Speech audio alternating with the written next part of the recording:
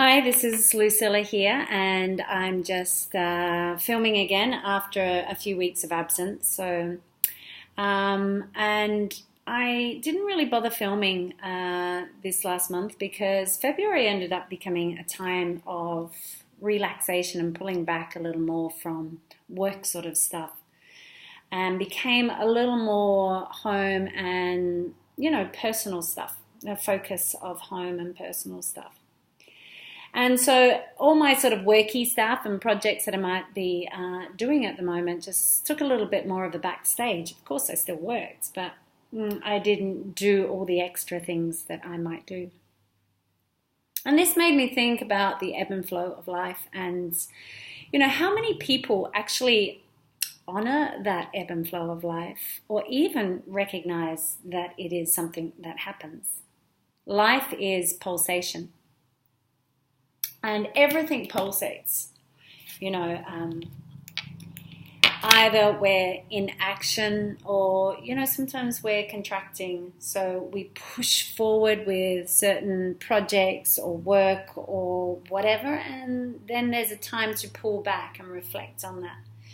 Even in, daily life when we might be working on something on the computer and you notice that your attention span tends to be really sharp, and then after about an hour and a half, you get a little tired. The eyes start getting tired, the brain starts getting foggy, and it's time for a break. Or, with driving, they say stop every 2 hours. Well, I'd say they got that a little wrong. It should be an hour and a half.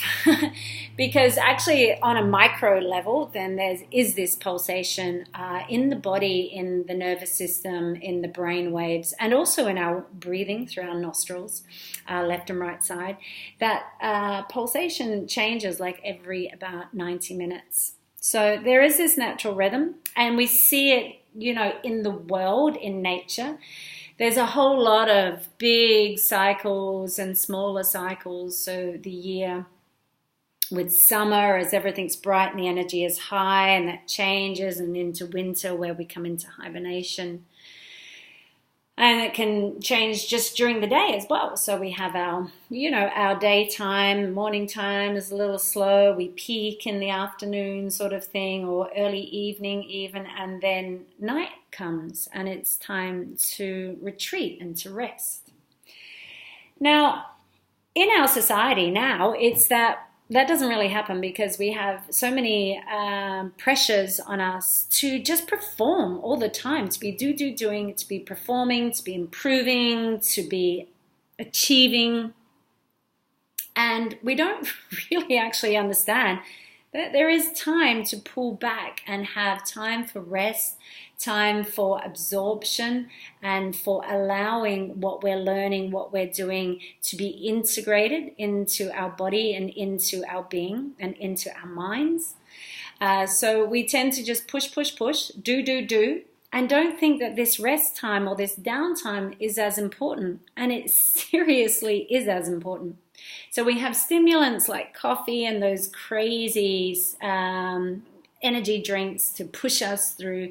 We have lighting to keep us awake longer. There's all sorts of things that we do in order to just push through that natural urge to rest, that natural urge to pull back. This is what I call pushing and yielding. There is times to yield, times to reflect, time to just allow something to be absorbed and integrated into our being. So I'm wondering, do you recognize this in your life? Are you someone who just push? Or are you someone who can see, I'm getting really tired right now. I'm beginning to make a few mistakes. I keep bumping into things or whatever. And I recognize that as it's time for me to pull back. You know what? This weekend, instead of going out, I'm just going to put around the home. I'm going to do a little bit of home yoga and meditation. I'm going to eat really well, maybe eat less or whatever that is, and just take some time out for yourself.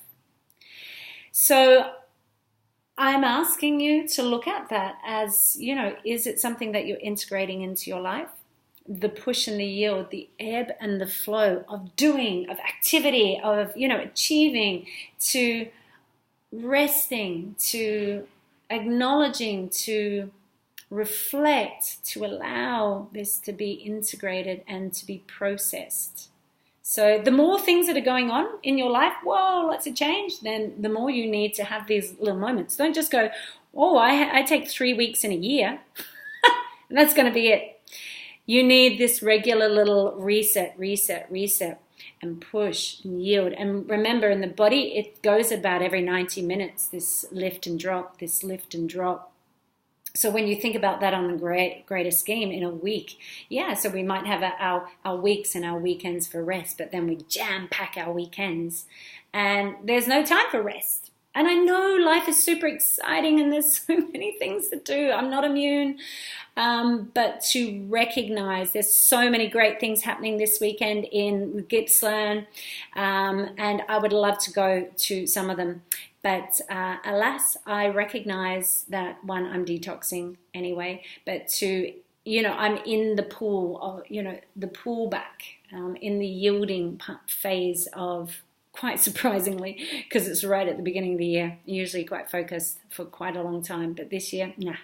And so I go with the flow to the best of my ability. So I'm wishing you a lovely, restful weekend, even if you're out there partying at the Bulara Festival or the Frugal Festival, whatever it's called, up in the mountains there, and there's Seven Sisters, and there's a whole lot of stuff going on. It's a super exciting time. If you are there, remember, take time to chill as well and recognize in your life when you need it.